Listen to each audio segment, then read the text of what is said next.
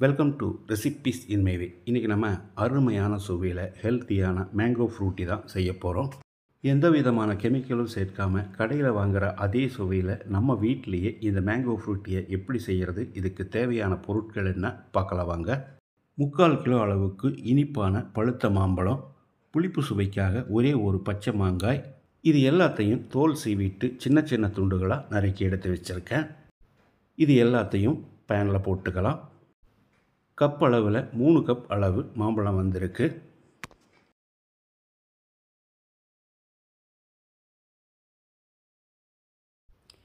இதில் 3/4 கப் அளவுக்கு சர்க்கரையை போட்டுக்கலாம்.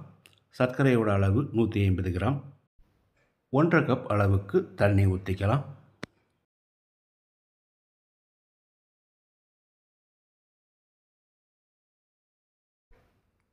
இது ஒரு 10 நிமிஷம் வேகட்டும், மூடி வச்சிடலாம்.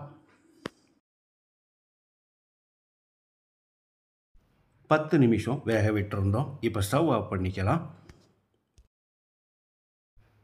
10 நிமிஷத்தில் மாம்பழம் நல்லா வெந்திருக்கு. ஆனால் இந்த பச்சை மாங்காய் மட்டும் வெந்திருக்கான்னு பார்த்துக்கோங்க. இந்த மாதிரி மசிகிற அளவுக்கு இருக்கணும். இப்போ இதை எடுத்து ஆற வச்சிடலாம். இது நல்லா ஆறிடுச்சு. ஒரு பவுலில் வடிகட்டியை வச்சு அதில் மாம்பழத்தை போட்டு வடித்து எடுத்துடலாம்.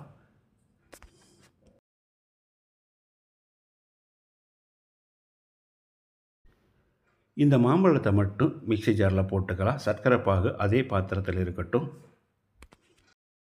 1/2 கப் அளவுக்கு ஃப்ரிட்ஜ் வாட்டரை ஊற்றிக்கலாம். நார்மல் வாட்டர் ஊற்றி அரைச்சோம்னா கூலாக இருக்காது, சூடாயிரும். நம்ம அரைச்ச மாம்பழத்தை மறுபடியும் வடிகட்டிக்கலாம்.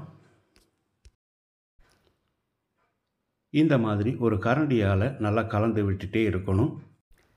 இந்த மாதிரி வடிகட்டாமல் விட்டால் கொஞ்சம் சக்கையாக இருக்கும், பார்த்தாலே தெரியும்.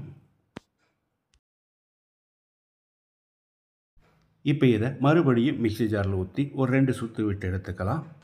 நம்ம எடுத்துருக்கிற அளவுகளுக்கு 6 பேர் தாராளமாக சாப்பிடக்கூடிய அளவில் இருக்கும். பவுலில் ஐஸ் கட்டிகளை போட்டு நம்ம அரைச்சதை ஊற்றிடலாம். உங்களுக்கு தேவையான அளவு இதோட தண்ணி சேர்த்துக்கோங்க.